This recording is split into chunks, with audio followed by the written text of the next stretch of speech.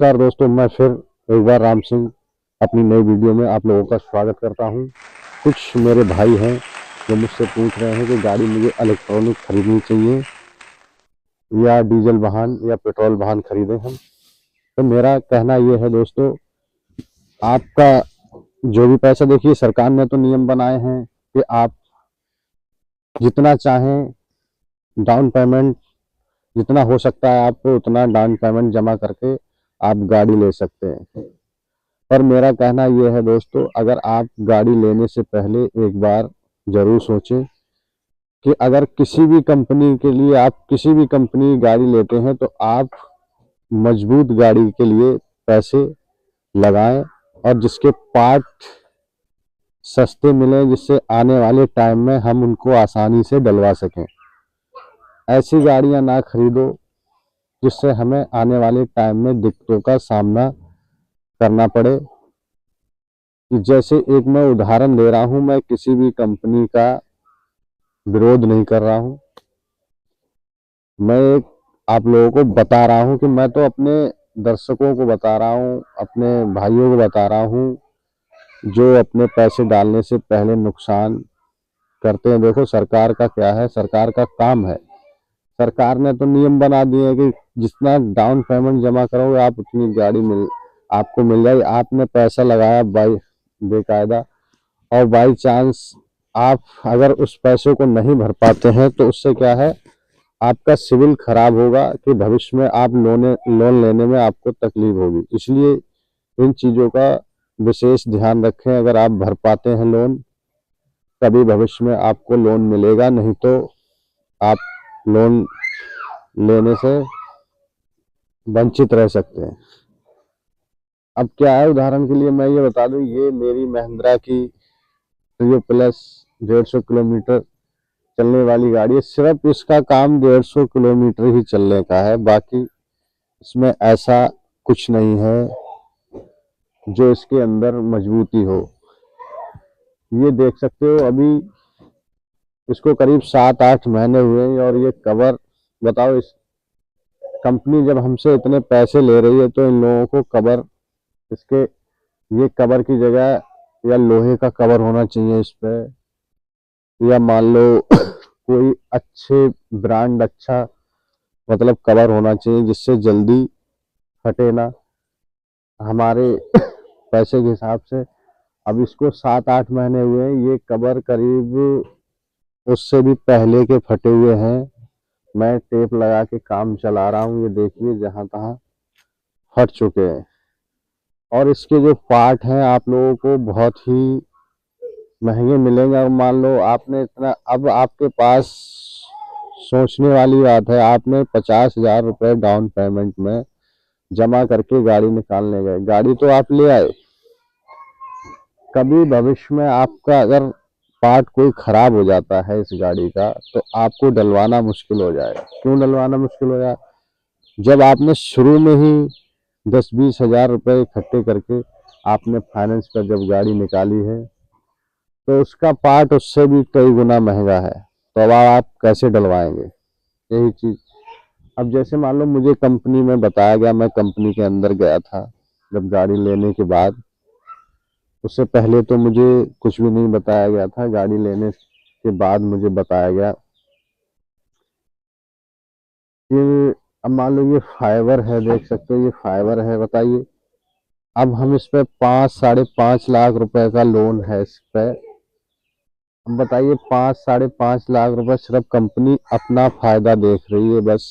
मान लो हम लोगों का कोई फायदा नहीं, हम लोगों का कोई फायदा नहीं देख रही कि इसके अंदर, बताइए 5 लाख 5.5 लाख रुपए में कुछ तो मजबूती डालनी चाहिए लोग।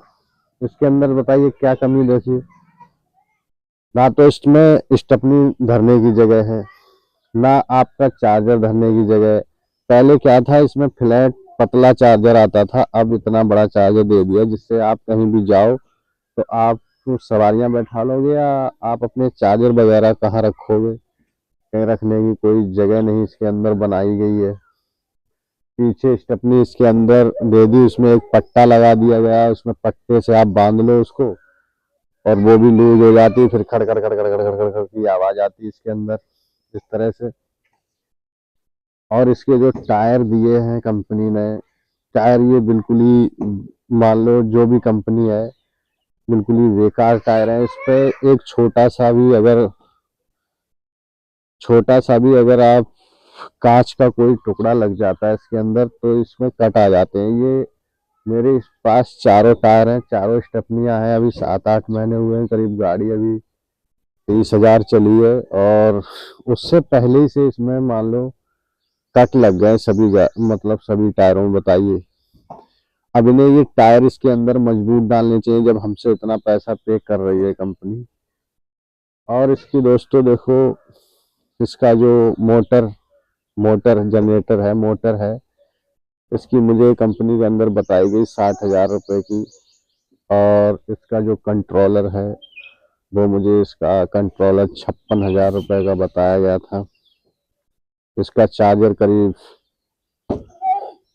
30,000 रुपए का बताया था। अब आप बताइए, आपने 20,000, 10,000 या 30,000 तक का डाउन पेमेंट जमा किया, तो आप इसमें 60,000 की मोटर डलवा लेंगे जब खराब हो जाएगा? नहीं डलवा पाएंगे ना।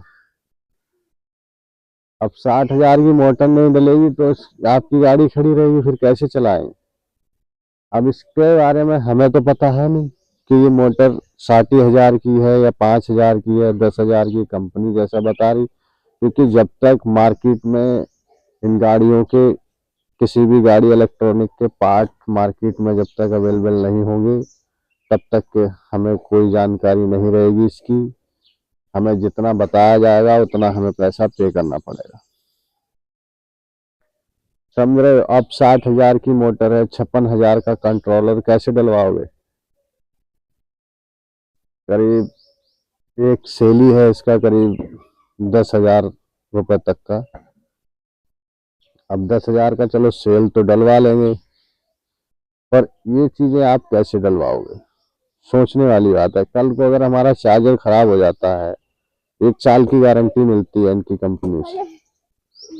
अब जब 1 साल की गारंटी मिलती है, आप बताओ, अब 1 साल की गारंटी मिलने के बाद, आप 1 साल की गारंटी खत्म होने के बाद अगर 30,000 का आपका चार्जर है, अगर बाई चांस फूक जाता है, तो 30,000 रुपए कहाँ से लेके आओगे? 30,000 रुपए लेके आओगे या फिर इस गाड़ी की आप किस्त अपनी भरोगे?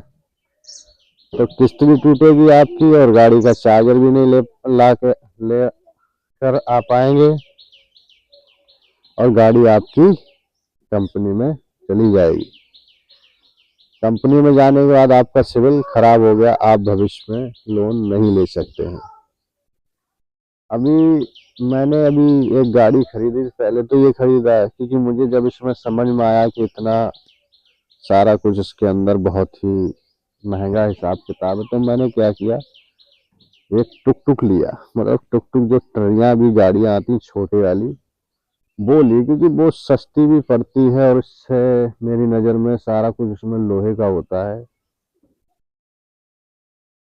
तो उसको मैंने क्या किया, उसको जब लिया है मैंने, अब उसकी मोटर 5,000 4,000 की पड़ जाती है, 2-3-4 हज़ार का चार्जर मिल जाता है, आदमी उसको आसानी से डलवा सकता है। तो जो भी गाड़ियां लो आप लोग, तो अपनी मजबूत गाड़ियां लें।